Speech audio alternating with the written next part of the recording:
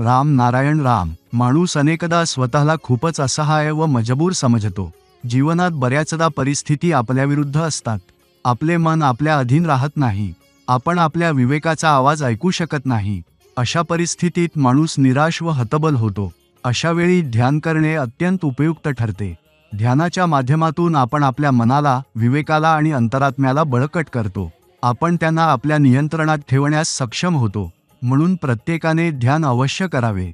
जेव्हा आपले मन, विवेक सर्व काही नियंत्रणात असेल, तेव्हा सृष्टी तुमच्याकडून चांगले कर्म करवून घेईल आणि तेच तुमचे धर्म बनेल. म्हणूनच सरकारने प्रत्येक शाळेमध्ये ध्यान अनिवार्य केले पाहिजे. तरुणांनी आता हे समजून घेतले पाहिजे आणि इतरांनाही सांगितले पाहिजे की ध्यानाचे फायदे किती आहेत. जेव्हा तुम्ही ध्यान करण्याच्या स्थितीत बसता, तेव्हा फक्त एका जागी शांतपणे बसून राम नारायण राम या नामाचा जप करत राहा आणि मन एकाग्र करा.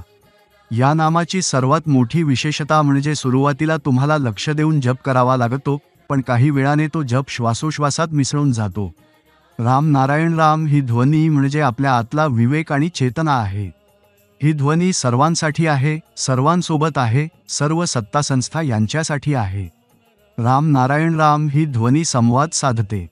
आपण जेव्हा ती ध्वनी हाक मारतो तेव्हा ती आपल्याला प्रतिसाद देते. राम नारायण राम ही एक अशी ध्वनी आहे जी आपल्या अर्थ हाकेला ऐकते, समजते आणि आपल्यापर्यंत पोहोचते. ती आपल्या सर्व कार्यांची पूर्तता करते. आपण मानव प्राणी विचार करतो, संकल्प घेतो, तत्त्वे स्वीकारतो, पण कर्म करवून घेणारा राम नारायण राम असतो. आपण जे काही कर्म करतो, जे काही विचार करतो, त्यामागचा मूळ आधार राम नारायण राम हाच आहे. तो प्रत्येक ठिकाणी, प्रत्येक कणात आहे. या राम व्यतिरिक्त या जगात काहीही नाही. इथे एकच धर्म असावा, जीवधर्म. पृथ्वीवर अस्तित्वात असलेले सर्व धर्म हे माणसांनी तयार केलेले आहेत, जे सत्य नाहीत. आपल्याला केवळ निसर्गाच्या नियमांचेच पालन करावे लागेल, तेच खरे आहेत. प्रत्यक्षात आज आपण सर्वजण भरकटलेले आहोत. आपण कुठून आलो आहोत, कुठे जायचे आहे, जीवनात काय करायचे आहे, जीवनाचा उद्देश काय आहे, या सगळ्या गोष्टी कुठेतरी हरवल्या आहेत. आज आपण स्वतःकडे लक्षच देऊ शकत नाही.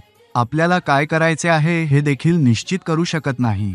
म्हणूनच सर्व निरर्थक गोष्टींपासून लक्ष हटवा, केवळ आपल्या विवेकाचा आवाज ऐका आणि ध्यान करा. आपल्या महागुरुजींनी दिलेला बीज मंत्र राम नारायण राम सर्वांना जीवन देतो. जसं जसं आपण या मंत्राचा जप करतो, तसतशी आपल्या आंतरिक विवेकाची जागृती होते. हा बीजमंत्र आपल्या जीवनात स्वीकारा आणि चमत्कार अनुभवा. आपल्या मनाला जागृत करा आणि ऊर्जा प्राप्त करा. राम नारायण राम तुमच्याच आत आहे. फक्त त्याचे स्मरण करत राहा. राम नारायण राम.